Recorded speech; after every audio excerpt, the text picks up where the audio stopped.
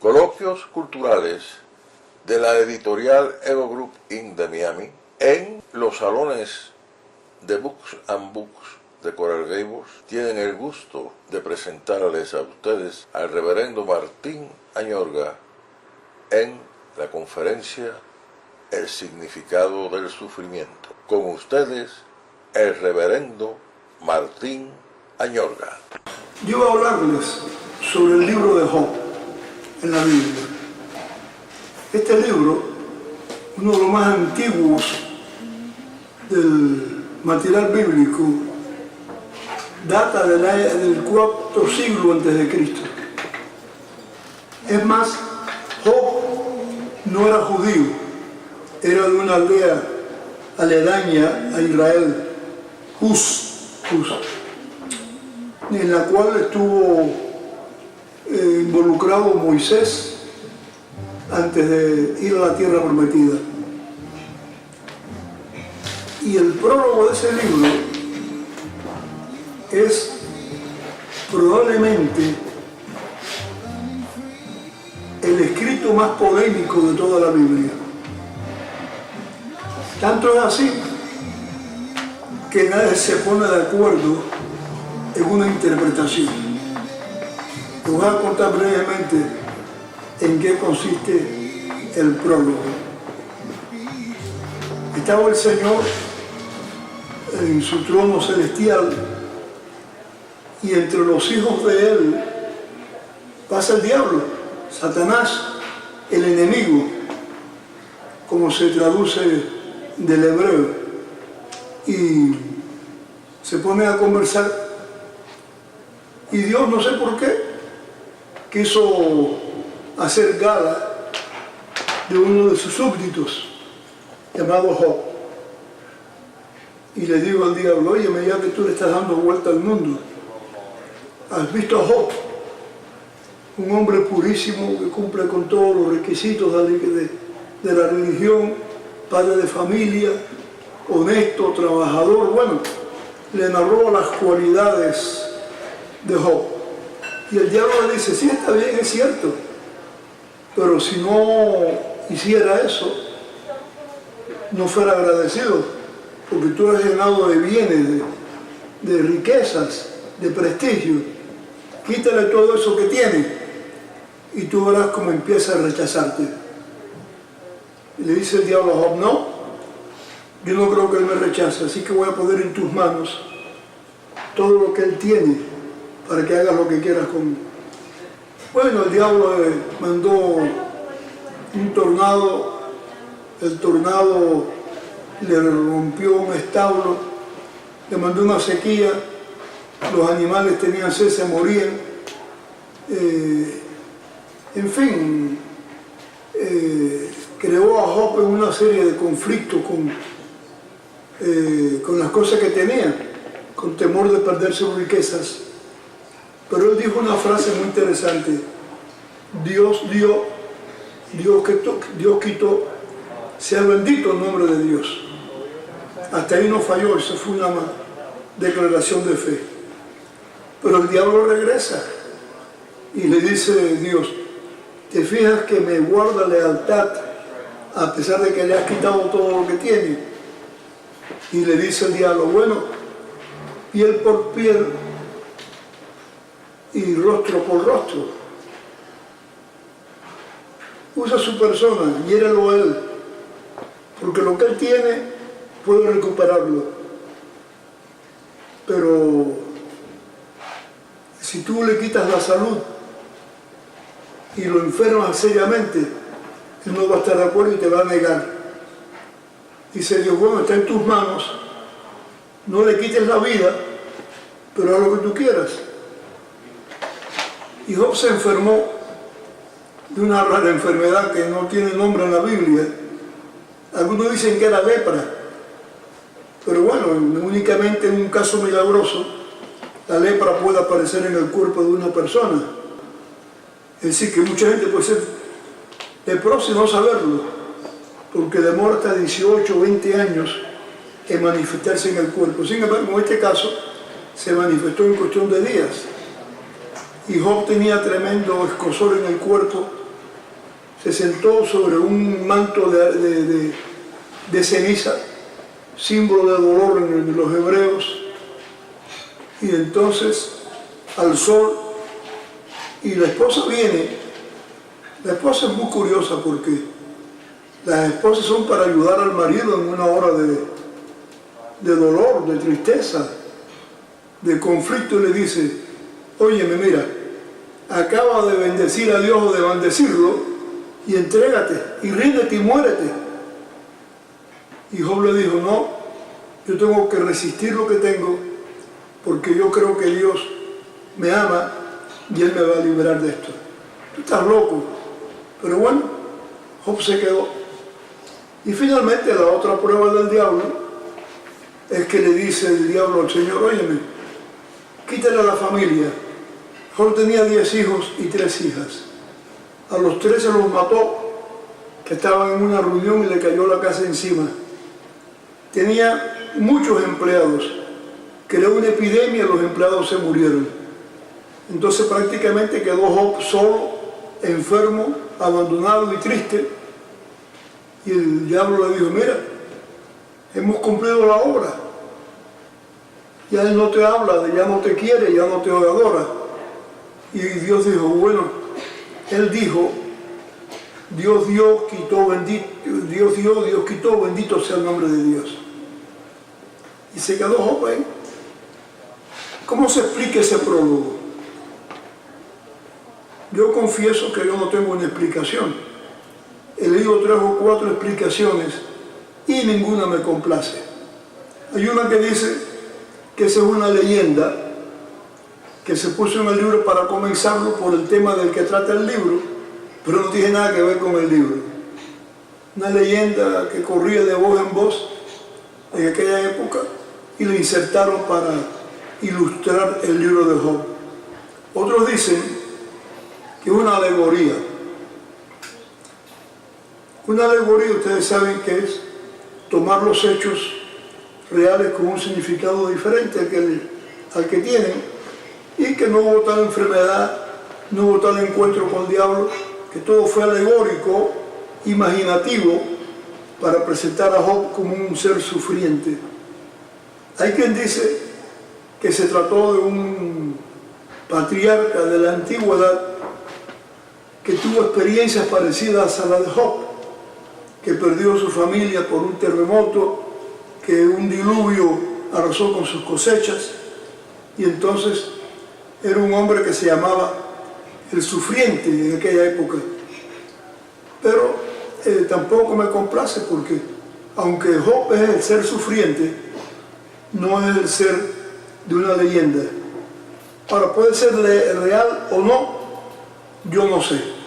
Yo prefiero mentalmente creer que es una cosa alegórica, porque no me cabe en la poca cabeza que tengo que el diablo haya tentado a Dios y Dios haya caído en la trampa. Pero bien, vamos a hablar de Job ahora. Hay una palabra en español muy interesante que es la palabra consuelo, consolar. Cuando yo estaba en el seminario, tuve un profesor de teología pastoral hace 70 años que me enseñó algo que nunca olvidé. Me dijo que consolar no era criticar, demandar, señalar, recordar, comparar. Me dijo, consuelo es apegarse a la persona, identificación con la persona que sufre. Hay pastores que no estudiaron psicología pastoral y laicos que por supuesto no saben ni una palabra de psicología pastoral y van a ver un enfermo y en vez de consolarlo lo acusan, ¿no?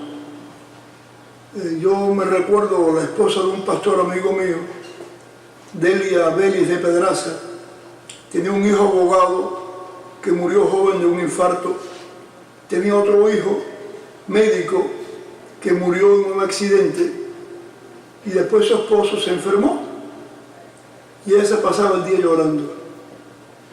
Y me dijo un día, yo no quiero que venga más gente a llorar conmigo, Dígole, ¿por qué, Delia? Dice, porque lo que hacen es molestarme y ofenderme. Me dicen, ¿cómo tú, esposa de ministro, madre de un hijo cristiano, mujer de iglesia, conocedora de la Biblia, vas a rebelarte y estar llorando? Los cristianos no lloran, los cristianos se enfrentan a la prueba con valentía.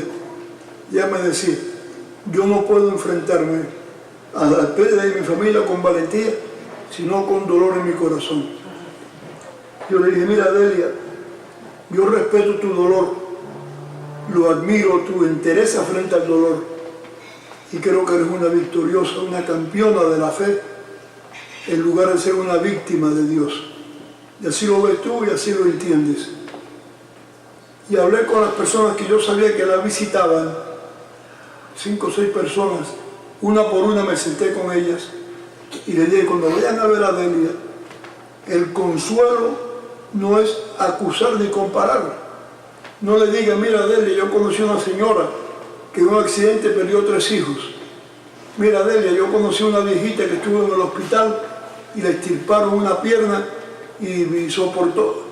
Ellos no comparen el dolor de ella con el de nadie, porque eso no es consuelo. Tampoco es consuelo acusarla de falta de fe. En fin, les expliqué lo que es consolar. Es llegar, identificarse con la persona. Tú no puedes hacer tuya la prueba de la otra persona, pero puedes decirle, vengo a decirte que te quiero, que siento una simpatía especial por ti, que sé lo que estás sufriendo y que yo oro por ti para que Dios te bendiga y te ayude. Hay que ser positivo. Pero estos 3 señores que venían a ver a Job se llamaban Elifaz, Zofar y Bildad. El libro de Job, después del prólogo, se convierte en una serie de conferencias, por llamarlo de alguna manera, de sermones, de declaraciones, de discursos, que dan los 3 amigos de Job, a los cuales Job responde.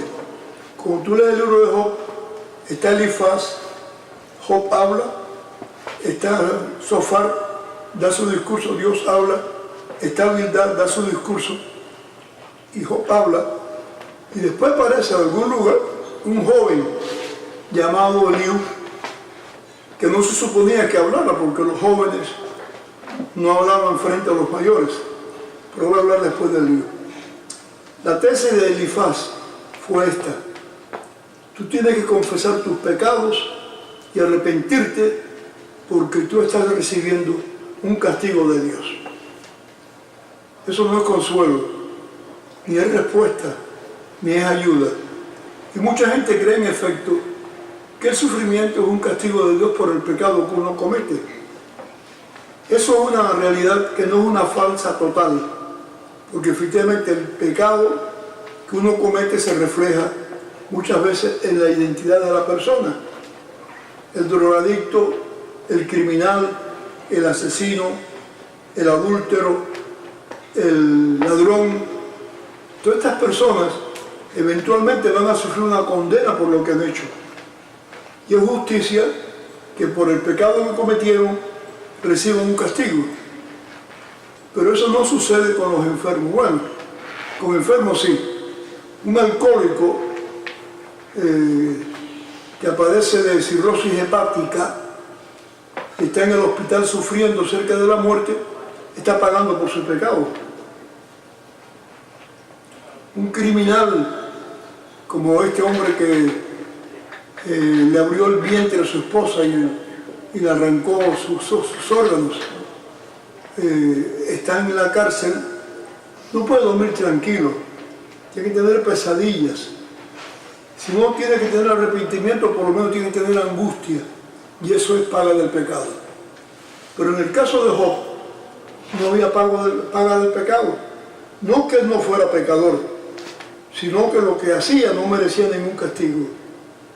Por ejemplo, nosotros los cristianos, que leemos, recibimos el Padre, decimos el Padre Nuestro, le pedimos perdón a Dios por nuestras culpas, por nuestros errores, por nuestras transgresiones, por nuestras faltas, y siempre sabemos que las hemos cometido.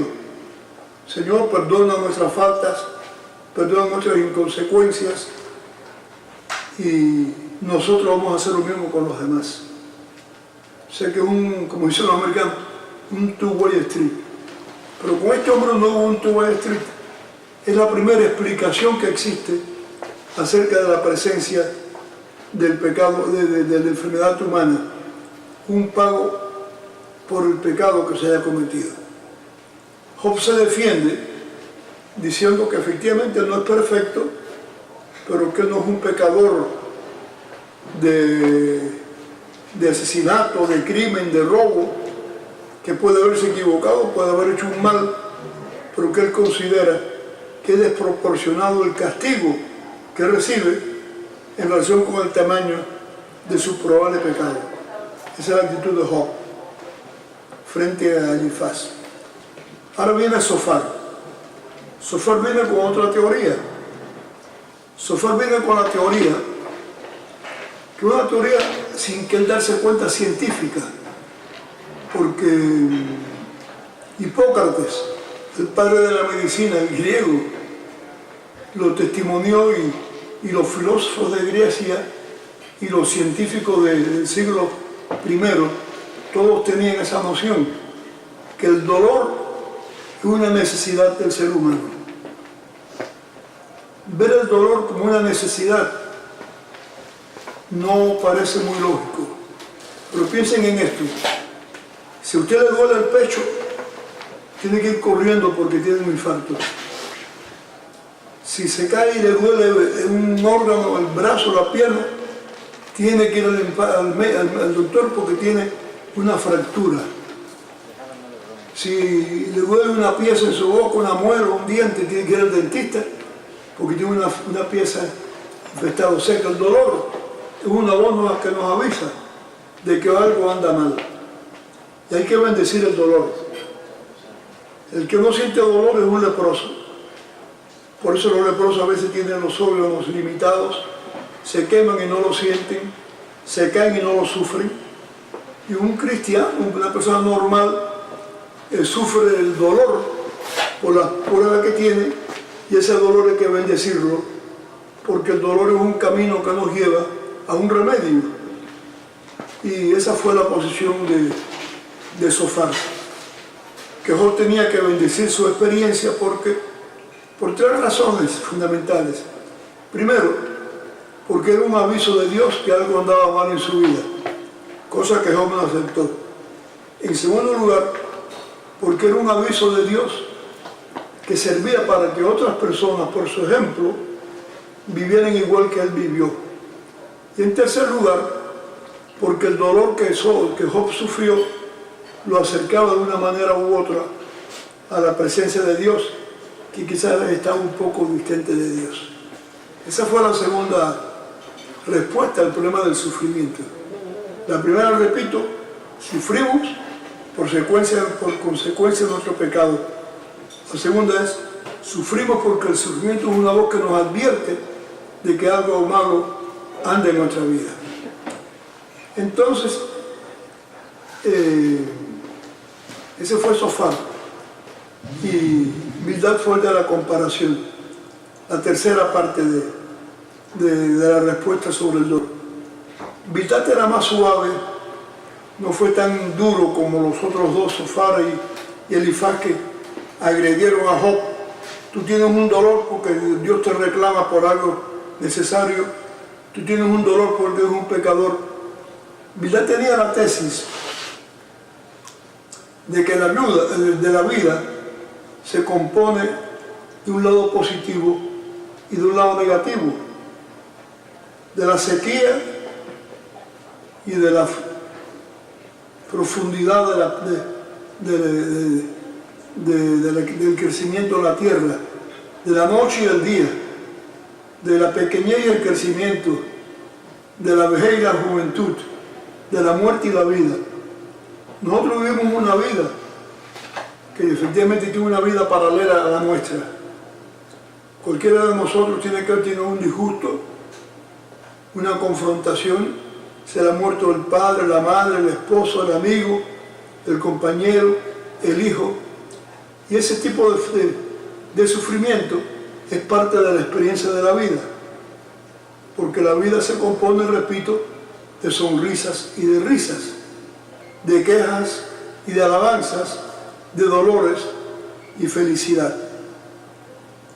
A mí no me gusta hablar de mí porque yo creo que yo no soy el ejemplo a seguir en ninguna cosa, pero cuando mis padres vinieron de Cuba, vinieron por el Mariel, por cierto.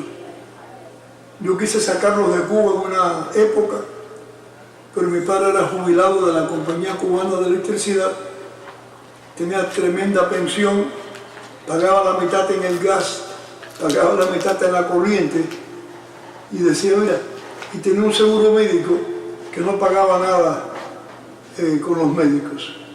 Una compañía americana que era la Power and Light Company, bueno, terminó perdiendo la mitad en el gas, la mitad en la corriente y los beneficios médicos, por la llamada igualdad laboral de una revolución falsa. Ya yo no pude sacarlos de Cuba, porque no había manera de hacerlo. Un día Lincoln Rodón, que fue presidente de la Cámara en Cuba, ya con el Señor, un hombre extraordinario, un amigo formidable, pasa por mi casa y me dice, óyeme, tú has hablado conmigo de tus padres en Cuba, está el Mariel andando, ¿tú quieres sacarlo por el Mariel? Digo, Lincoln, yo no tengo manera de hacerlo. Dice, yo sí, hay un barco camaronero de un amigo mío que va a traer unos cuantos refugiados. Si me das el nombre de tus padres, yo los pongo y puede ser que vengan. Pues efectivamente, como a las 3 semanas o 6 semanas, me llamaron de Cayo Hueso. ¿Cómo se llamaba este hombre que se ocupaba de los refugiados, caramba? Tan buena persona, que no permito que se me olvide el nombre del bueno. Me llama por teléfono y me dice, oye, le tengo una sorpresa. Digo, ¿me cuál? Tengo a sus padres aquí conmigo. ¿Cómo se llamaba este hombre, Dios mío? Bueno, Señor, perdóname la falta de memoria. Lo recordé esta mañana porque sabía que lo iba a mencionar. Bueno, Jorge Mascanoja, que en ese tiempo teníamos buena amistad, me dijo, yo lo voy a mandar a buscar en un avión.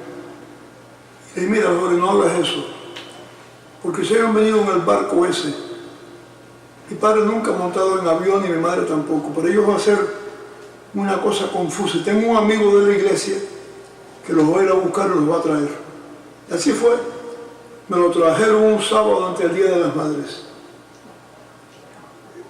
Mi madre tenía un zapato de menos, mi padre olía a chiquero, a patillón, una cosa increíble, dolorosa.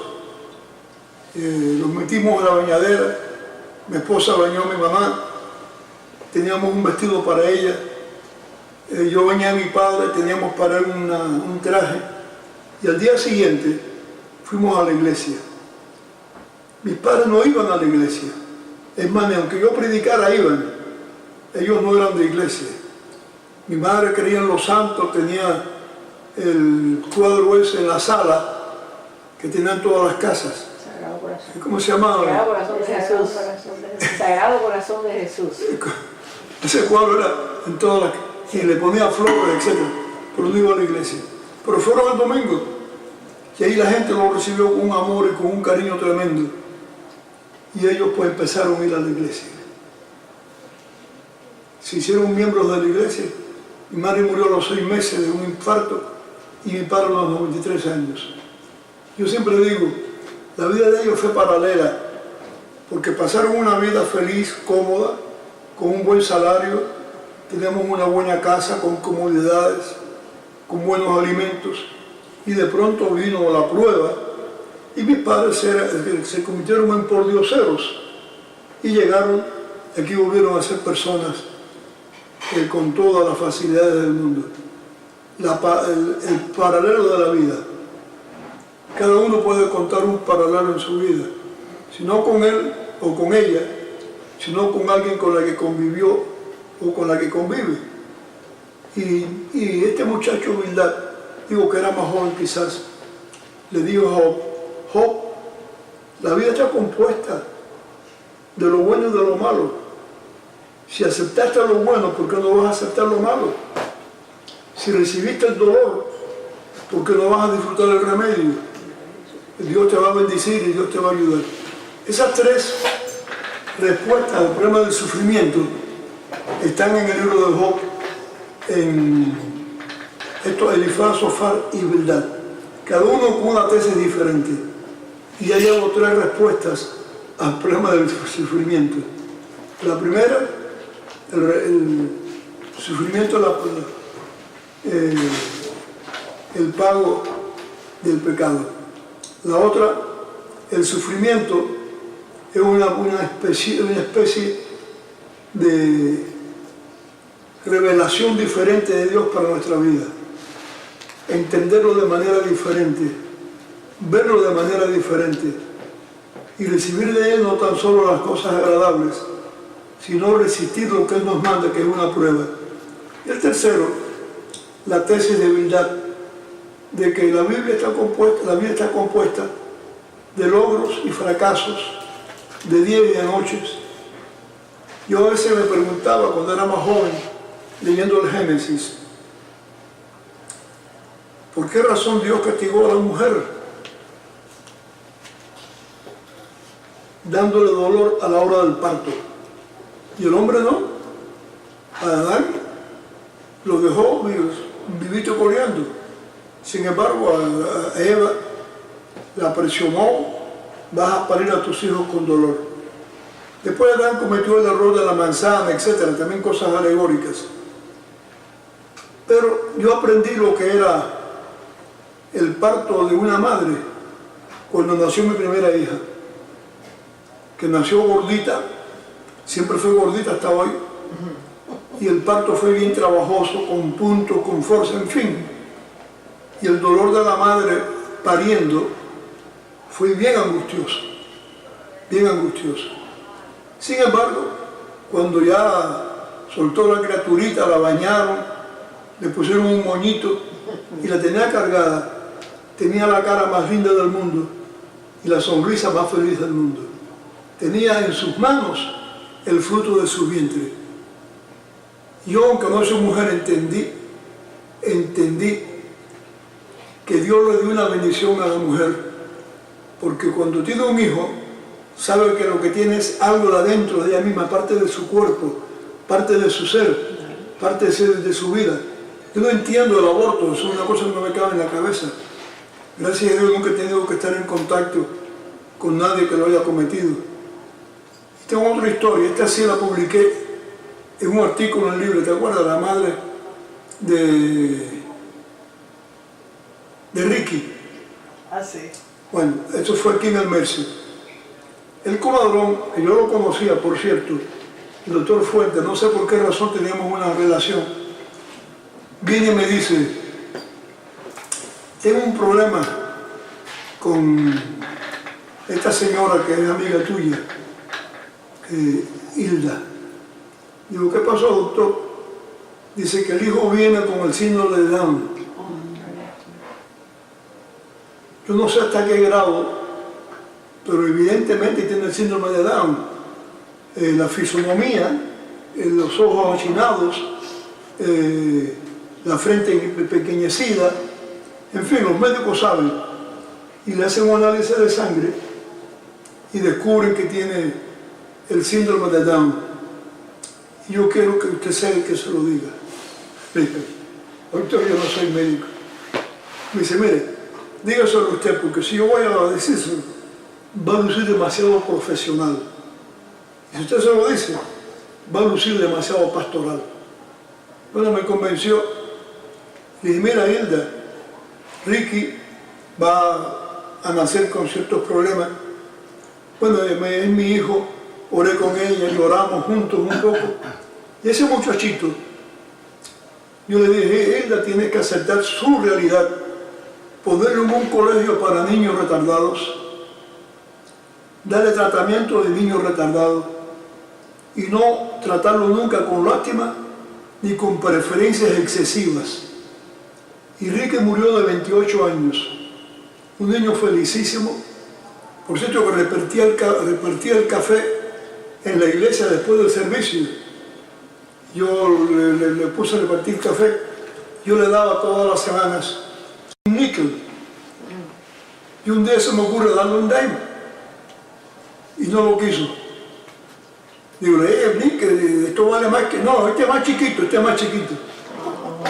Entonces le digo, te voy a dar una que es más grande que las dos, le doy una cora. Y le fui dando cora hasta que estuve yo con él ahí.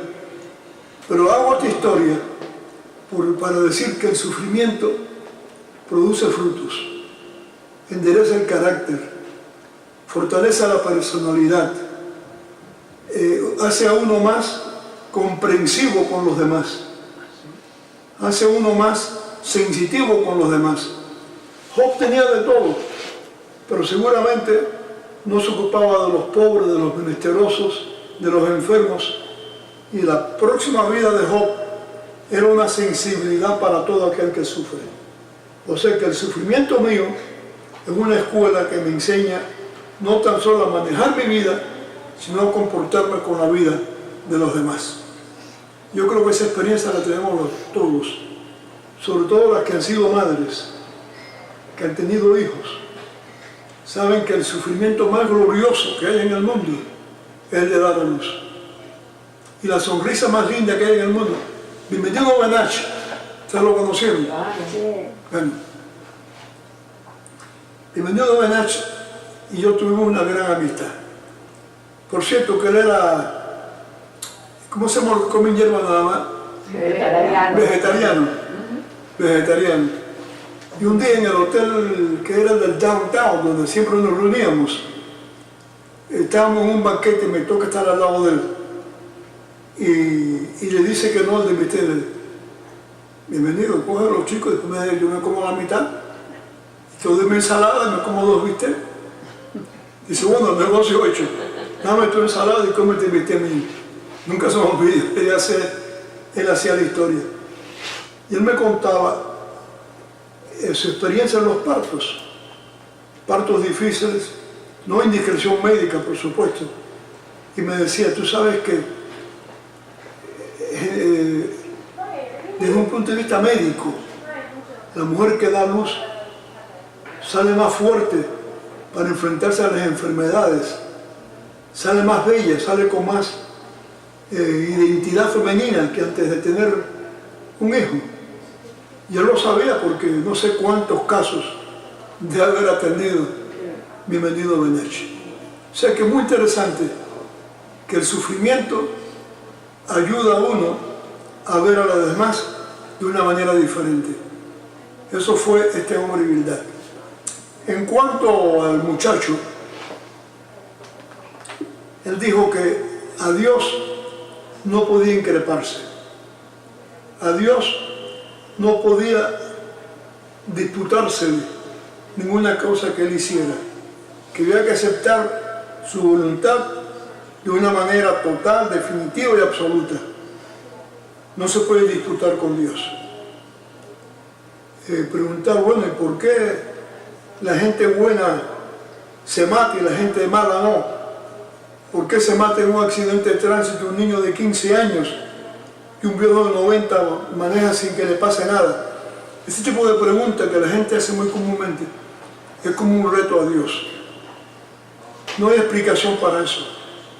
No sé si Dios te la dará en el corazón o no. Pero yo tenía razón.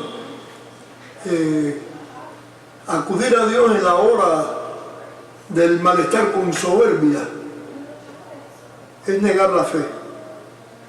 Y el libro le decía a Job, tú no puedes ser soberbio frente a Dios. Tú no puedes enfrentarte a Él. Él es el dueño de la creación.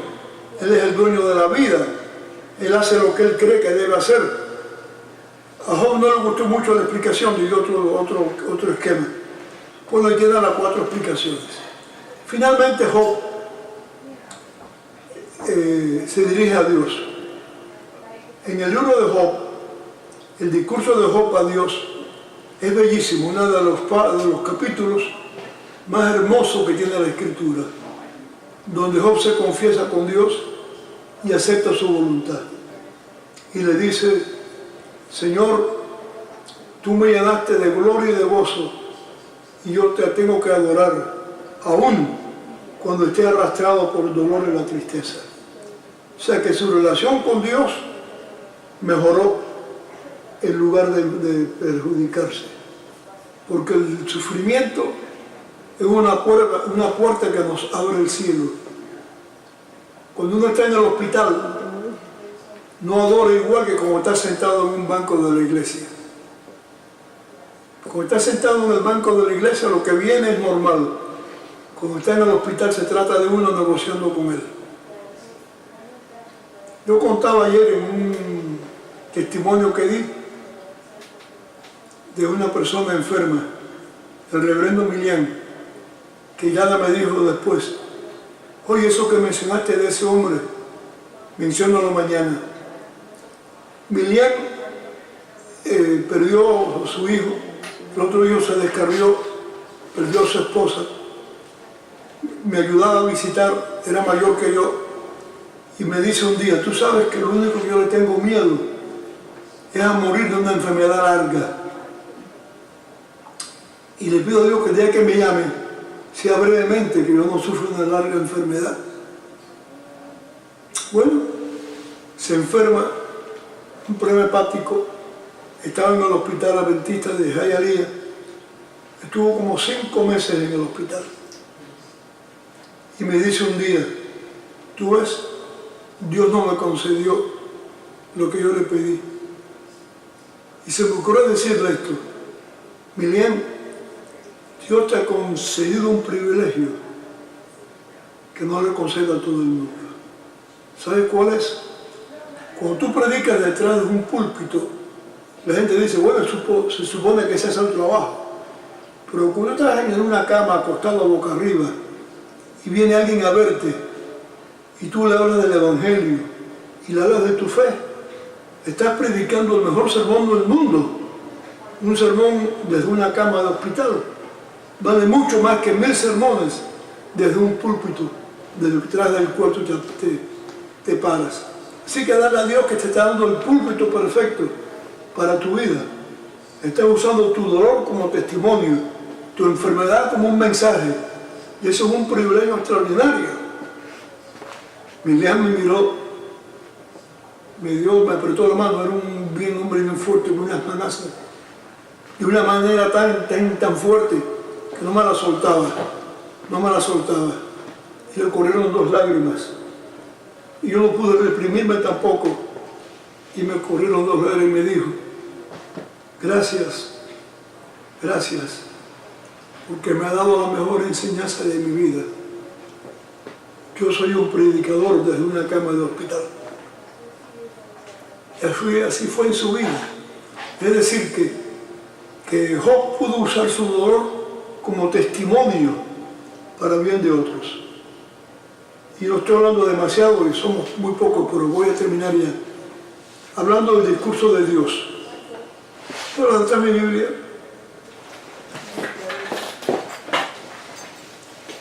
En la Biblia, el señor de Cayo Hueso, Arturo Cobo. Arturo Cobo, el que me llamó para hablarme de mis padres, Arturo Cobo. De la casa. No sé si vive o no, yo he perdido contacto con él. Creo que sí.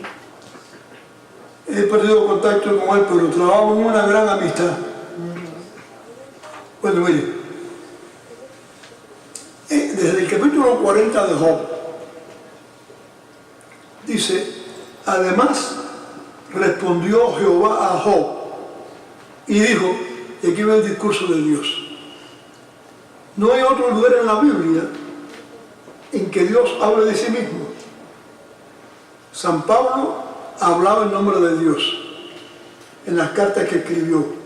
San Mateo, San Lucas y San Marcos y San Juan en sus evangelios hablaban en representación de una revelación de Dios, pero no era Dios el que hablaba. Quizás en el Antiguo Testamento los hombres negociaban con Dios palabras, pero después que Dios dio los 10 mandamientos en el Deuteronomio, no aparecen en la Escritura más discursos de Dios. 40, 41 y 42 de Job. Le voy a leer un pedazo.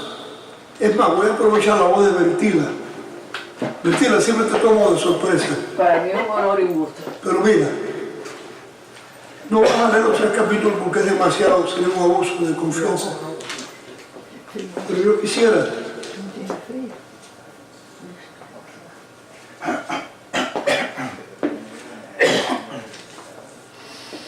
que leyeran el capítulo 40 de Job, hablando Dios a Job. Y después Iraida nos va a cantar una canción en este tema del sufrimiento. Yo creo que he agotado el tema, no sé si habrá ayudado a alguien o les habrá interesado a ustedes, pero yo soy un fanático de lo que enseñé aquí esta tarde, porque yo amo ese libro, porque me ha enseñado, y además esos capítulos que va a leer Bertila me conmovieron siempre, porque lo que dice Dios de sí mismo es para adorarlo de rodillas.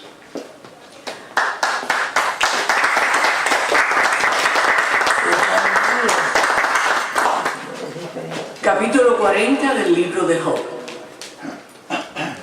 Además respondió Jehová a Job y dijo: ¿es sabiduría contender con el Omnipotente? El que disputa con Dios, responda a esto. Entonces respondió Job a Jehová y dijo: he aquí que yo soy vil, ¿qué te responderé? Mi mano pongo sobre mi boca. Una vez hablé, mas no responderé. Aún 2 veces, mas no volveré a hablar. Manifestaciones del poder de Dios. Respondió Jehová a Job desde el torbellino y dijo: cíñete ahora como varón tus lomos, yo te preguntaré y tú me responderás. ¿Invalidarás tú también mi juicio? ¿Me condenarás a mí para justificarte tú? ¿Tienes tú un brazo como el de Dios y truenas con voz como la suya? Adórnate ahora de majestad y de alteza, y vístete de honra y de hermosura. Derrama el ardor de tu ira. Mira a todo altivo y abátelo. Mira a todo soberbio y humíllalo, y quebranta a los impíos en su sitio. Encúbrelos a todos en el polvo. Encierra sus rostros en la oscuridad. Y yo también te confesaré que podrá salvarte tu diestra. He aquí ahora, Behemoth, el cual hice como a ti, hierba come como buey. He aquí ahora que su fuerza está en sus lomos y su vigor en los músculos de su vientre. Su cola mueve como un cedro, y los nervios de sus muslos están entretejidos.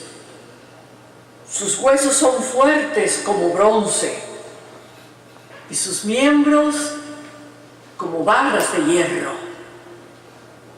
Él es el principio de los caminos de Dios. El que lo hizo puede hacer que su espada a él se acerque. Ciertamente, los montes producen hierba para él, y toda bestia del campo retosa allá.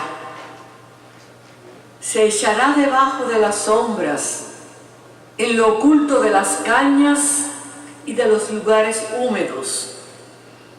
Los árboles sombríos lo cubren con su sombra. Los sauces del arroyo lo rodean. He aquí, sale de madre el río, pero él no se inmuta. Tranquilo está, aunque todo un Jordán se estrelle contra su boca. Lo tomará alguno cuando está vigilante y horadará su nariz. Hasta aquí el capítulo 40 del libro de Job. Es un poquitico del otro. Ok, capítulo 41. Una belleza. Ay, perfecto. Me da gusto. ¿Sacarás tú al leviatán con anzuelo o con cuerda que le eches en su lengua? ¿Pondrás tu soga en sus narices y horadarás con garfios su quijada? ¿Multiplicará el ruego para contigo? ¿Te hablará él lisonjas? ¿Hará pacto contigo para que lo tomes por siervo perpetuo? ¿Jugarás con él como un pájaro o lo atarás para sus niñas? ¿Harán de él banquete los compañeros?